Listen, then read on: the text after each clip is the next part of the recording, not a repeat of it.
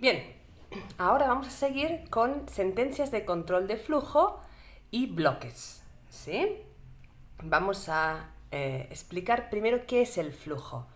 El flujo de control de un programa es cómo van sucediendo las cosas una tras de la otra, ¿sí? En los programas sencillos nosotros podemos imaginarnos la secuencia de estados por las que va pasando la máquina, y esta secuencia de estados son la consecuencia de una secuencia de instrucciones que se ejecutan en el orden en el que nosotros las hemos escrito, ¿sí? En algunos casos de forma concurrente, pero bueno, básicamente en el orden en el que nosotros lo hemos escrito, ¿sí? Hablamos de programas estructurados cuando es evidente del texto que está escrito cómo es esta secuencia de instrucciones que se va a traducir en una secuencia de estados en la máquina, ¿sí? Aunque podamos estar manejando ciertas abstracciones. Puede ser que la secuencia de instrucciones sea de más alto nivel que la secuencia de estados finales que llega a pasar, pero tenemos una correspondencia bastante directa entre una secuencia de instrucciones y una secuencia de estados. Y eso nos ayuda a poder razonar sobre sobre el programa, leyendo el texto del programa, ¿sí? Y también nos ayuda a tener construcciones como iteraciones, procedimientos, funciones, etc.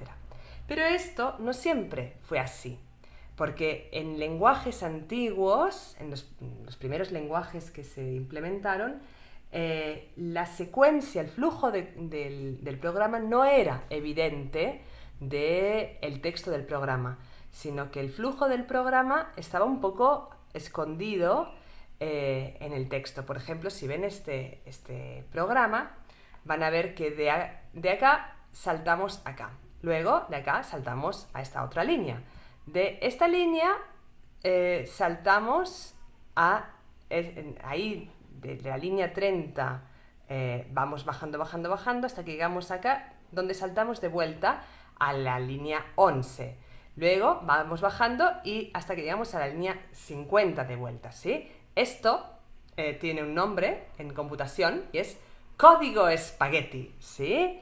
El código ensamblador puede tener una estructura parecida así, pero como pueden observar, es difícil razonar sobre sobre este código, es difícil entenderlo, es difícil de mantener, es difícil encontrarle bugs, errores, ¿sí? Por lo tanto, este tipo de lenguaje de programación quedó relegado rápidamente por un tipo de lenguaje de programación más estructurado, donde fuera más intuitiva el flujo del programa, ¿sí? Esto es código espagueti.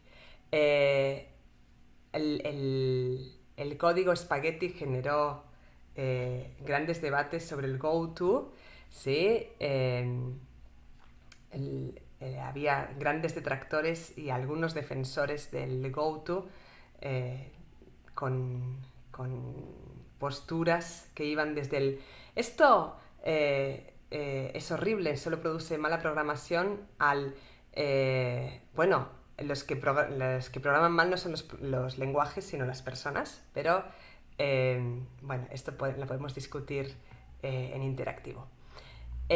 Para subsanar este problema del flujo de control antiintuitivo y sobre todo para tener un manejo más eficiente de la memoria, es que los lenguajes de estilo moderno estructuran los saltos, ¿sí? ¿Cómo? Agrupando el código en bloques, ¿sí?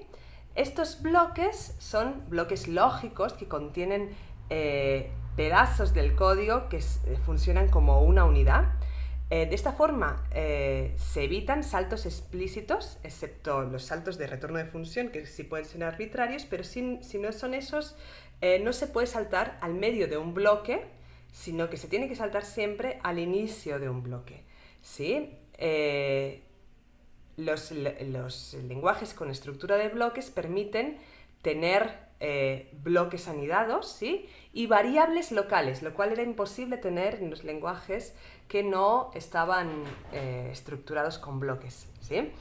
Esto nos ayuda mucho al manejo de memoria porque nos permite decir por cuánto tiempo en la vida de un programa hay que reservar un espacio para estas variables, ¿sí?